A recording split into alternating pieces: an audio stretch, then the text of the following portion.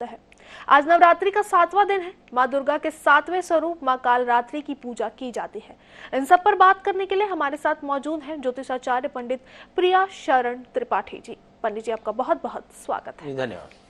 तो चलिए अब इस कार्यक्रम की शुरुआत कर लेते हैं। तो शारदीय नवरात्रि का 7वां दिन है आज माँ के 7वें रूप जो बोलते हैं माँ कालरात्रि की आज पूजा की जाती है। तो पंडित जी, सबसे पहले आपसे माँ के इस रूप के बारे में जान लेते हैं, माँ कालरात्रि के बारे में जान लेते हैं। देखिए, सप्तमम कालरात्रि इति महागौरी इति अष्टमम नवमम सददात्रे च नवदुर्गा प्रकृतता। आश्विन महीने के शुक्ल पक्ष की सप्तमी तिथि को कालरात्रि की उपासना की जाती है। भगवती का जो स्वरूप है, जितने साधक जन है वो आज्ञा चक्र में भगवती का ध्यान करते हैं, क्योंकि हमारे शास्त्र में 6 ही चक्र लिखे, मूलाधार, स्वादिष्ठान, मणिपुर, कनाहत, प्रसिद्ध और आज्ञा। तो 6, 7, 8, 9 भगवती के 4 स्वरूपों की जो का ध्यान जो है वो आज्ञा चक्र में किया जाता है। जितने भी साधक हैं आज्ञा चक्र में भगवती का ध्यान करते हैं। भगवती कालरात्रि का स्वरूप भयंकर है। भयंकर है मतलब भयानक कज्जल पर्वत के समान विद्युत कांति, जिनके आंखों से बिजली की चमक आ रही है और एक वेणी बनी हुई है। कहते हैं कि भगवती का जो स्वरूप है, इसके दर्शन मात्र से आसुरी शक्तियां भयभीत होने लगती हैं, भागती हैं। नाम से ही जैसे मालूम चलता है कि ये कालरात्रि है, जिसका रूप जो है भयानक अंधकार के समान, सिर के बाल बिखरे हुए, गले में विद्युत की तरह चमकने वाली माला, अंधकार की स्थिति में भी प्रकाशित करने वाली ये कालरात्रि है। काल से भी जो रक्षा कर देवे उसका नाम कालरात्रि। कहते हैं भगवती के 3 नेत्र हैं और ये तीनों नेत्र ही ब्रह्मांड के समान गोल हैं। इनकी सांसों से अग्नि की ज्वाला प्रस्फुटित होती है। गधे की सवारी करती हैं।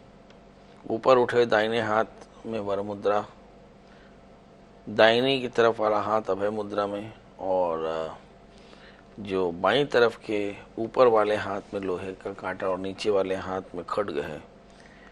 ऐसा भयंकर स्वरूप है, मगर यह भक्तों के लिए शुभंकरी होती हैं, अर्थात शुभ फल को देने वाली होती हैं।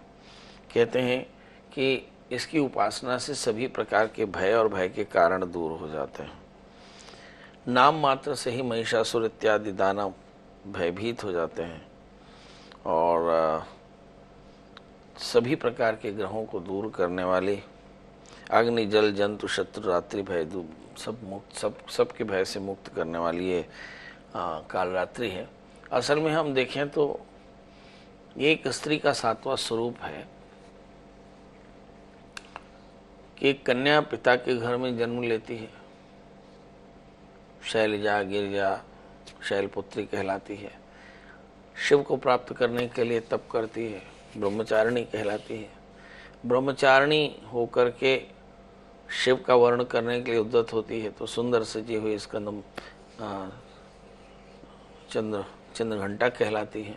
शिव का वर्ण करने के बाद कूष्मांडा कहलाती है, क्योंकि संसार को योनि में धारण करती हैं। फिर स्कंद की माता होने के कारण यह स्कंद माता कहलाती हैं। फिर स्कंद इत्यादि को संस्कार देती है, माँ कात्यायनी कहलाती है। और अब अपने बच्चों की रक्षा के लिए खड्ग और कुठार लेकर के उद्यत दोनों हाथों से अभय मुद्रा और भयंकर स्वरूप भगवती का जो स्वरूप है कालरात्रि, वो बहुत भयानक है, मगर भक्तों के लिए अत्यंत हर्षकारी होता है, इसलिए इनका नाम शुभंकरी भी पड़ा। तो भगवती का यह स्वरूप जो है वह भयानक किंतु मात्रवत है, क्योंकि भगवती का जो स्वरूप भयानक इसलिए है ताकि उनके बच्चों की वो रक्षा कर सके। स्त्री का ये स्वरूप है, जब कात्यायनी के तौर पर वो अपने बच्चों को संस्कार देती हैं, बच्चों का भाग्य लिखती हैं, बच्चों को अच्छी विद्याओं से संपूरित कराती है, उसी समय उन बच्चों को छेड़ने वाले, कष्ट देने वाले दानवों से उनकी रक्षा के लिए वो उद्यत हो जाती हैं। ये कालरात्रि का स्वरूप है। अष्ट फिर हम देखते हैं सप्तम कालरात्रि महागौरी तेजष्टमम, और फिर महागौरी बनकर और फिर सिद्धिदात्री बनकर के बच्चों के जीवन को सब प्रकार से समृद्ध करने का आशीष देती हैं। इस तरह से एक स्त्री के 9 पड़ावों की कथा है, एक स्त्री की कथा है, पार्वती की कथा है। इसलिए हमारे यहाँ पे कन्या पूजन का विधान है। बहुत जगह पर ऐसा कहा जाता है कि कन्या ही पूजी जाती हैं, स्त्रियां नहीं, पर ऐसा नहीं है।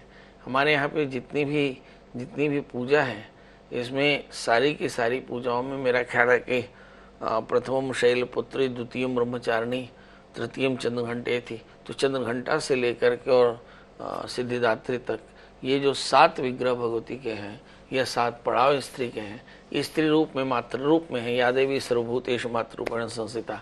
तो ये असल में एक स्त्री की पूरी कहानी है और एक पार्वती की कहानी है, जिसमें वह अलग अलग रूप धर के और संसार का संचार करती है।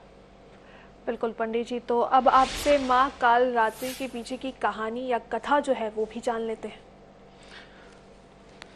देखिए, दक्ष के यहाँ सती का जन्म हुआ और सती ने शिव का वर्ण किया। दक्ष शिव से अप्रसन्न रहते थे, तो दक्ष ने यज्ञ कराया। सती शिव से विवाद करके भी पहुंच गई, शिव की अवज्ञा करके भी दक्ष की सभा में पहुंच गई और वहां शिव का अपमान देखा तो योगाग्नि से स्वयं को जला दिया। फिर ये महासती हिमवान और मैना के घर में जन्म लेती हैं और शैलपुत्री कहलाती हैं। शैलपुत्री ब्रह्मचर्य का तप करते हुए ब्रह्मचारिणी की तरह खूब तप करती हैं और फिर ये चंद्रघंटा बन करके भगवान शिव का वर्ण करते हैं, शिव का आशीष पाते हैं। शिव और शिवा के योग से चंद्रघंटा के रूप में शिव का वर्ण करती हैं और फिर कूष्मांडा बन करके संसार को अपने योनि में धारण करती हैं। स्कंद माता बन करके और संसार का जनन करती हैं, संसार का पोषण करती हैं। कात्यायनी बन करके संसार में अपने बच्चों का भाग्य लिखती हैं और फिर कालरात्रि बन करके उनकी रक्षा करती हैं। असल में ये पार्वती के आगे पूर्व के जन्म की कथा है, उसी कथा से संबद्ध पार्वती का पूरा जीवन है। और शिव की आराधना करते हुए शिव और शिवा अपने बच्चों की रक्षा करते हुए और अपने जीवन को समृद्ध बनाते हैं। तो एक कन्या से लेकर के एक परिपक्व स्त्री का 9 पड़ाव, 9 रूप है, 9 विग्रह है या 9 उसकी अवस्थाएं हैं, जिसमें अलग अलग रूप में उसका अलग अलग व्यवहार देखने को आता है। एक संपूर्ण स्त्री के जीवन की चर्या है जो हम दुर्गा सप्तशती के रूप में देखते हैं। आगे चलकर लिखा भी हुआ है कि स्त्रिया समस्ता सकला जसुत्वयी कया पूरी तमम यही तत्काते स्तुति स्तव्य परापरोक्ति, कि असल में जो स्त्रियां हैं वही दुर्गा के रूप में है और दुर्गा की तरह वे पार्वती की तरह बच्चों का जनन करती हैं, बच्चों को पालती हैं, अच्छे संस्कार देती हैं और फिर उनकी रक्षा करती हैं। अंत में दादी नानी होकर के उनका आशीर्वाद देती हैं और उनके जीवन को सफल करती हैं। तो ये एक स्त्री का जीवन चरित्र है जो हमारे यहाँ पे देवता, गंधर्व, यक्ष के नर मनुष्य सभी के द्वारा पूज्य है, देवताओं का स्वरूप। इसलिए हमारे यहाँ कहा है कि यत्ते नार्यस्तु पूज्यन्ते रमन्ते तत्र देवता। दुर्गा के रूप में हम नारी का पूजन करते हैं और इससे हमारे सारे के सारे कष्टों की निवृत्ति होती है। जी बिल्कुल पंडित जी, तो ये थी माँ काल रात्रि के पीछे की कहानी और कथा जो पंडित जी ने हमें बताया। पंडित जी, आपसे ये भी जान लेते हैं कि माँ काल रात्रि की पूजा आखिर किस प्रकार से करनी चाहिए, पूजा विधि क्या है, इन्हें क्या कुछ भोग लगाना चाहिए और क्या कुछ विशेष माँ काल रात्रि को अर्पित करना चाहिए। देखिए, काल रात्रि के रूप में माता का ये तमस स्वरूप है। तो कुछ लोग काले और कुछ लोग गहरे लाल वस्त्र से भगवती का आभरण करते हैं, नींबू की माला चढ़ाते हैं और इस रात्रि को निशा बोलते हैं, महानिशा पूजन बोलते हैं। इसमें भगवती के तमस स्वरूप की पूजा होती है और यहीं पर कूष्मांड आदि बलि दिए जाते हैं भगवती की कृपा पाने के लिए। और यही महानिशा रात्रि है, ये महानिशा है, यह निशा है जिसमें भगवती अपने भक्तों पर कृपा करती है शुभंकरी, और उनके जीवन के सभी कष्टों को दूर करती हैं। तो बहुत साफ हो गया कि भगवती के प्रियता के लिए भक्तजन अपनी श्रद्धा से भोग बनाते हैं, मगर जो भोग होता है वो तमस स्वरूपी होता है। इसलिए आमतौर पे उड़द के बड़े चढ़ते हैं, दही उड़द के बड़े, कूष्मांड इत्यादि चढ़ाए जाते हैं। भगवती का काले रंग या नीले रंग या गहरे लाल रंग के वस्त्रों से आभरण होता है, गहरे फूलों से उनका आभरण होता है। और रात्रि में इनकी पूजा होती है। महानिशा पूजा गुप्त पूजा है, पर गर्भगृह में महानिशा पूजा होती है। इससे भगवती कालरात्रि की कृपा सभी भक्तों को प्राप्त होती है।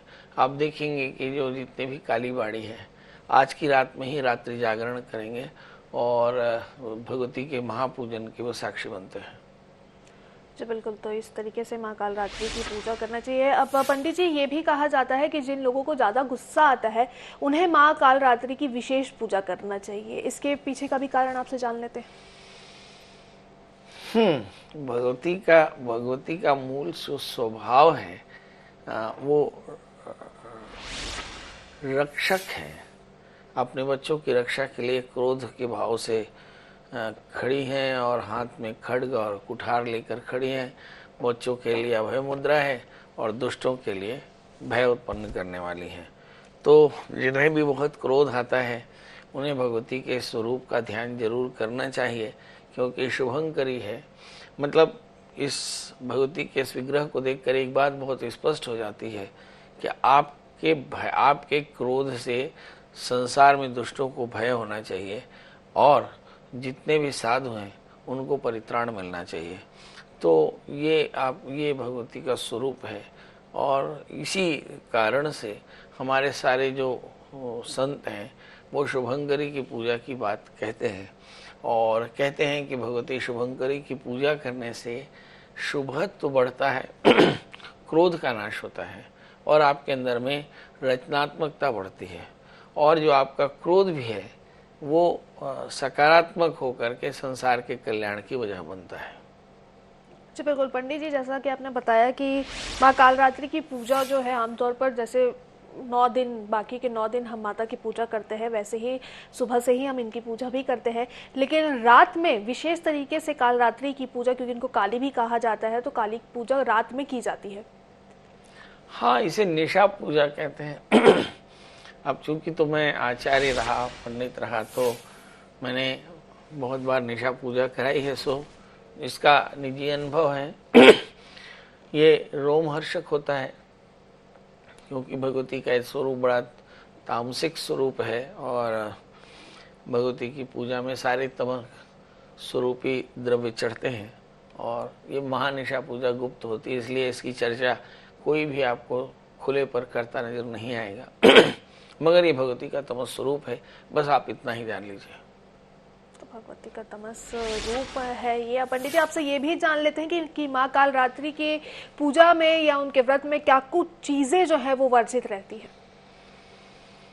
मुझे लगता है कि द्रव्य की वर्जना तो कम है, मगर भाव की वर्जना है।